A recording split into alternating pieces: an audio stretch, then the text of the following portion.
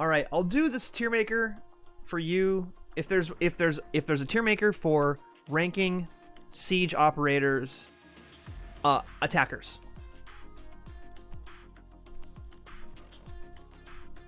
Fuck siege lists. Do whatever tier you want. I will do one because you did redeem the points. I just need I need to get. There it is. It's open. All right. It's open. Desktop view.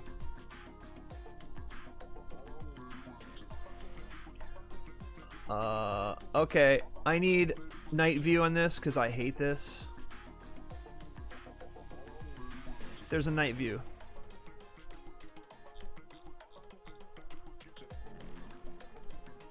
There's a night view. This is bright as hell. How do I get night view in here?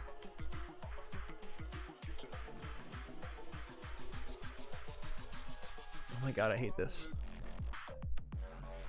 Alright, whatever. I'm searching. Hey, Cyber, how are you? Now I can chat.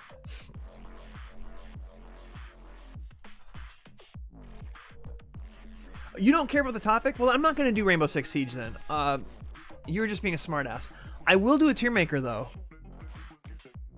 Oh, look, there's Siege.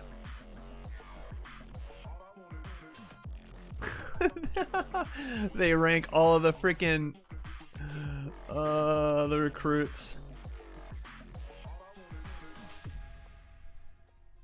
Presentation mode. There we go. That's better. But we're not doing this one. We're not doing this one. We are going to do... We're going to rank the films directed by... Have we done Christopher Nolan films yet? Toko, are you still here? You could play in some Ark. Alright, let's rank Christopher Nolan films. So I don't think I've ranked Christopher Nolan films.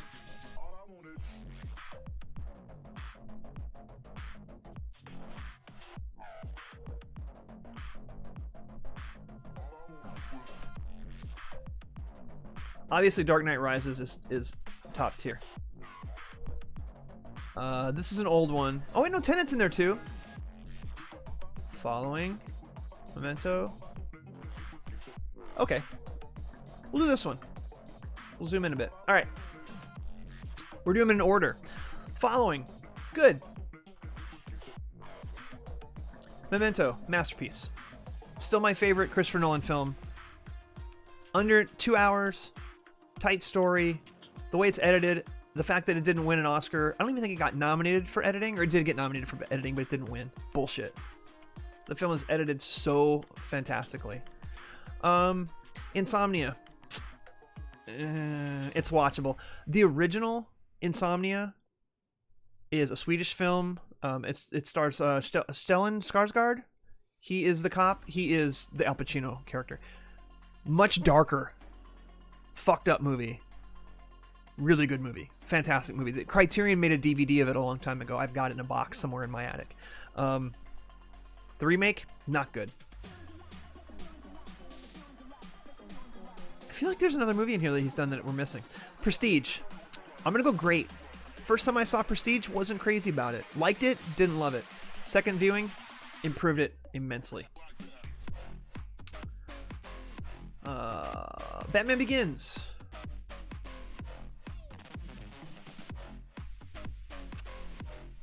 Man. I mean,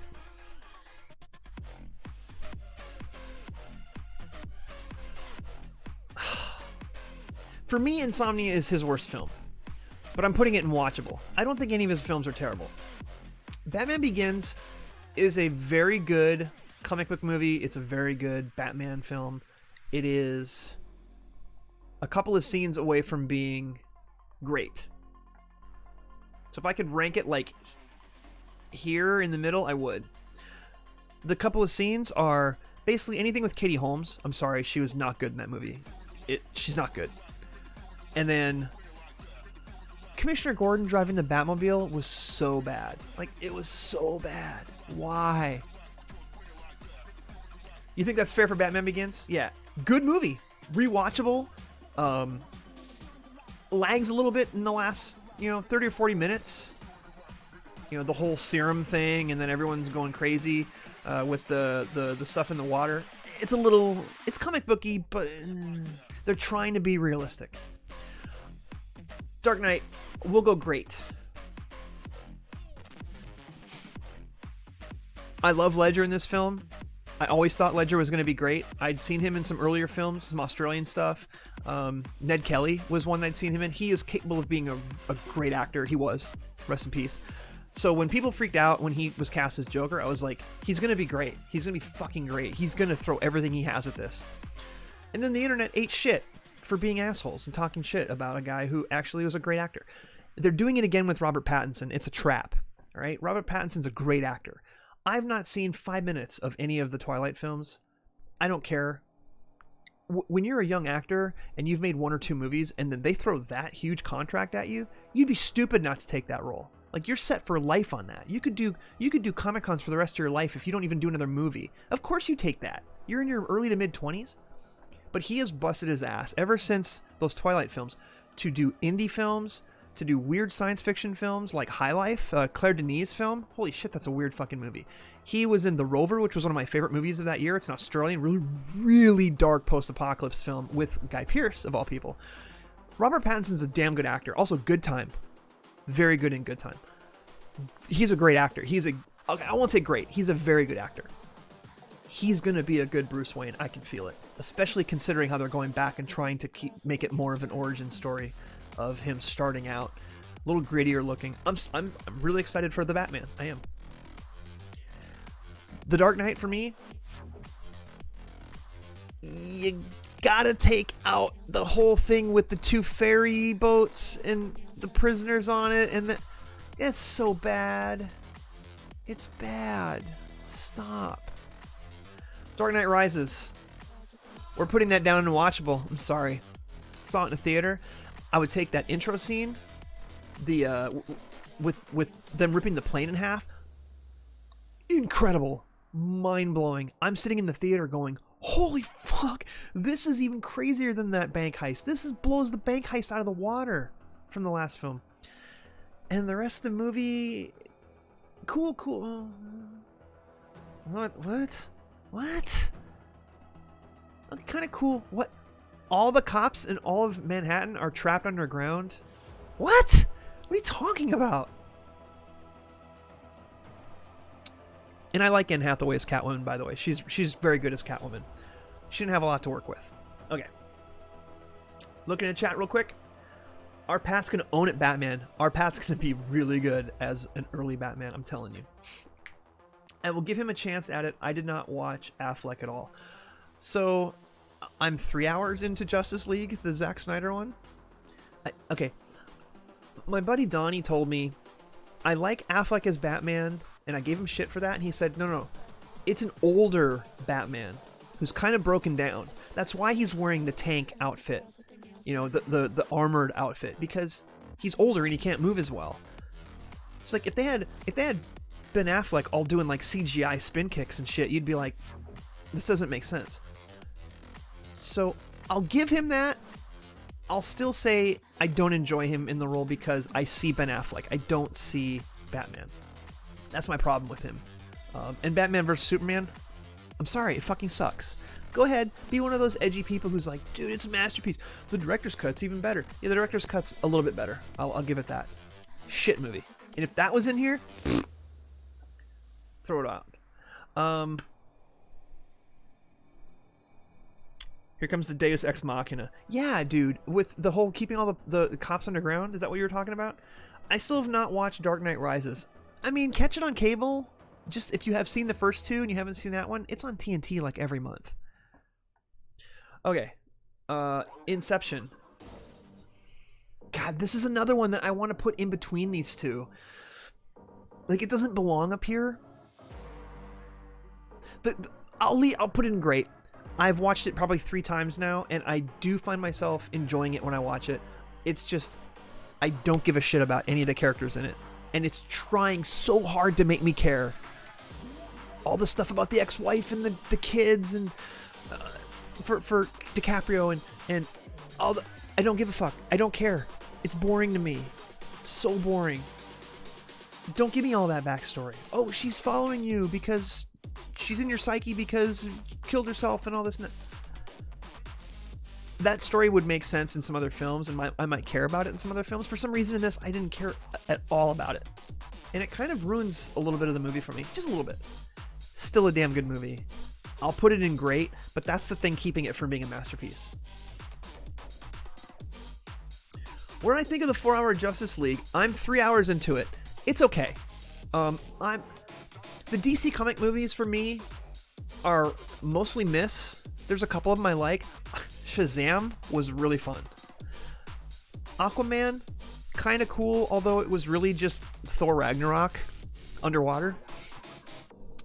Wonder Woman, the first one, was good, but it was kind of also the same story as Captain America, the first Avenger, the first Captain America. Like, there's a lot of similarities, and some of that's just in the way the comic books are written. I totally get that. Those are decent movies, but when they're bad, they're really bad. And yes, Miles, Batman vs. Superman, it's not good. I'm sorry, you said, Cyberboy Tiger, you said it was poop, and I'm a film student.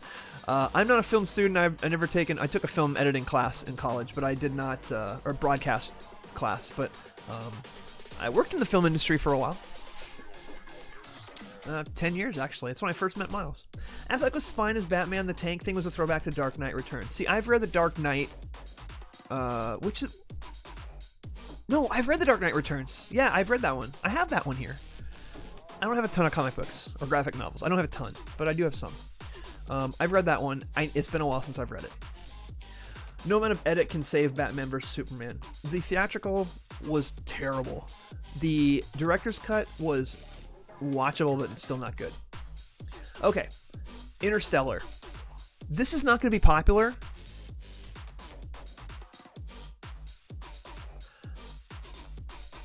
I don't really care about the family. I know I was just talking about Inception and how I don't care about DiCaprio and his wife and the two kids. I don't really care about Interstellar, about the family stuff in that either, but I really do like the redhead, who's his daughter, Murph. Oh God, what's her name? I can see her face. She's good in the movie. She's really good in it, and her talking to the camera and being mad at him was fantastic. And honestly, Matthew McConaughey, I can take or leave in some roles. This is the least Matthew McConaughey movie that I can think of.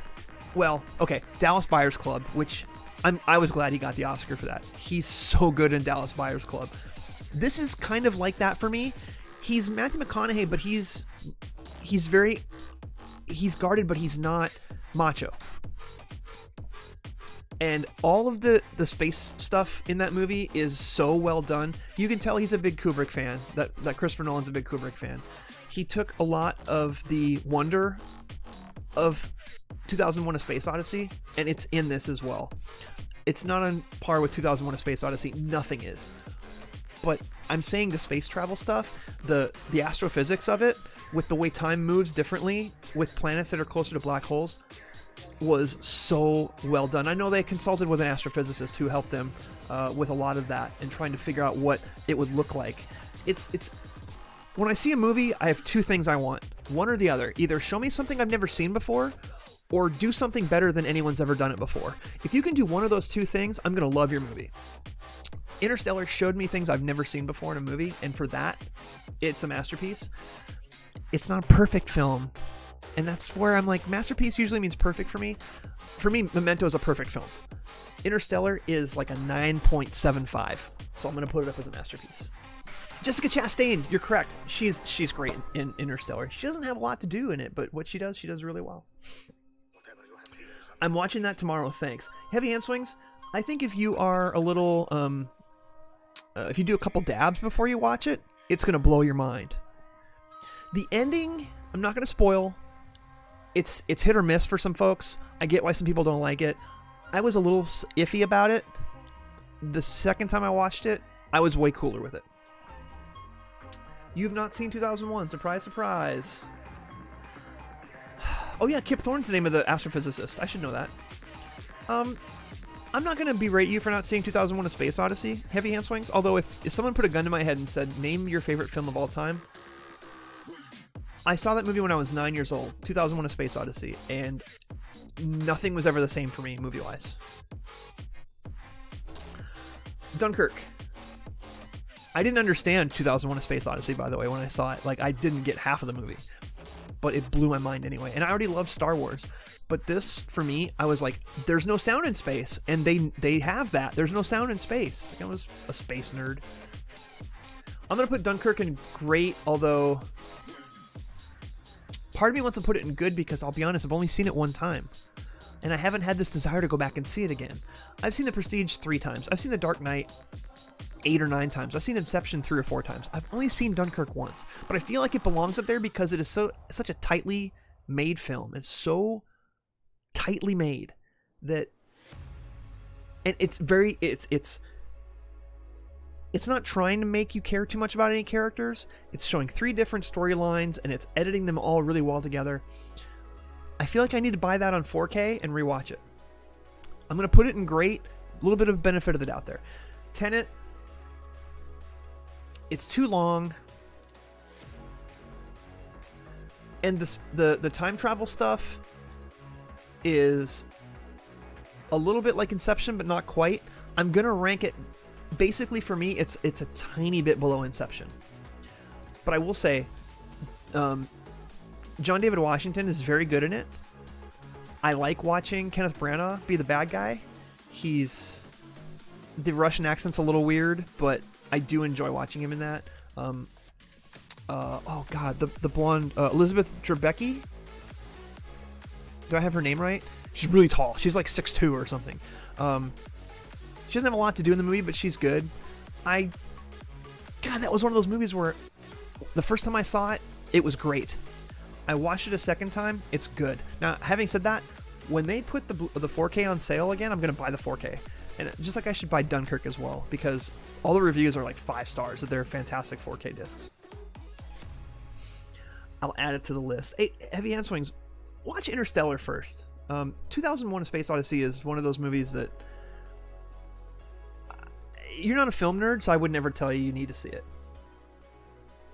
Tenet needs multiple viewings and a map. No, it didn't. It didn't. Dunkirk is one of those movies that's great because I'm constantly told how great it is.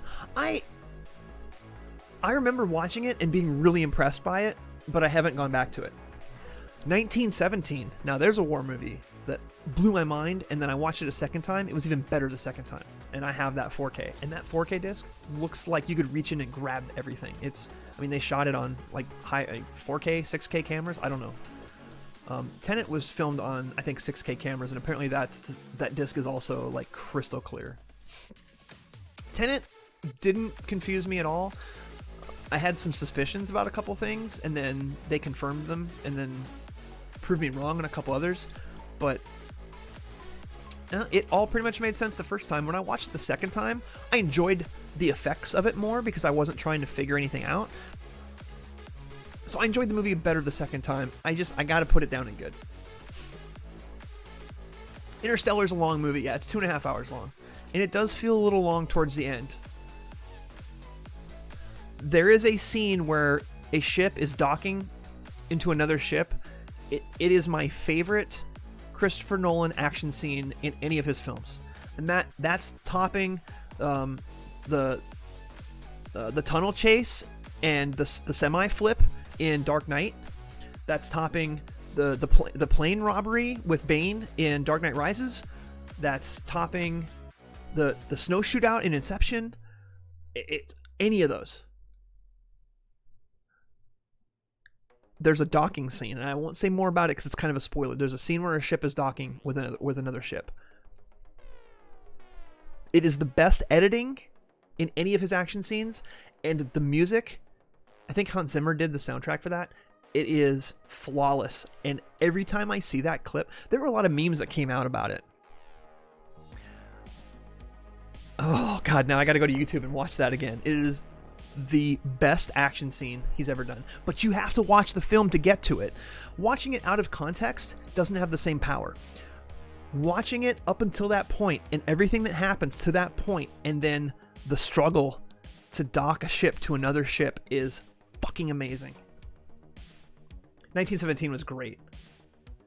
It's 2.5. Yeah, Interstellar's 2.5 hours long. Oh, you're gonna fire it up now? Depends on how late you're gonna be up. No, it's a little slow in a couple of spots. You're probably gonna fall asleep. Give it a shot tomorrow. Okay, that's my list. I'm sorry I talk a lot. I love film. I worked in the film industry for 10 years. I saw Memento in a theater 3 times. I own a copy of the script. If I ever get the chance to meet Christopher Nolan, I will tell him Memento is still one of my favorite films of all time, and thank you for giving us that film. And the way he made that on a pretty small budget, and it still looks fantastic today. I would love a 4K of that. Yeah, don't Google docking. Yeah, that's a bad idea. All right, well that's it for Tiermaker, and it's a little after midnight. I am kind of awake. I almost feel like, yeah, no, that was a long Tiermaker. That was a long one. I'll go ahead and call that. I was like, is there another one I need to do? No, that's good. That's good.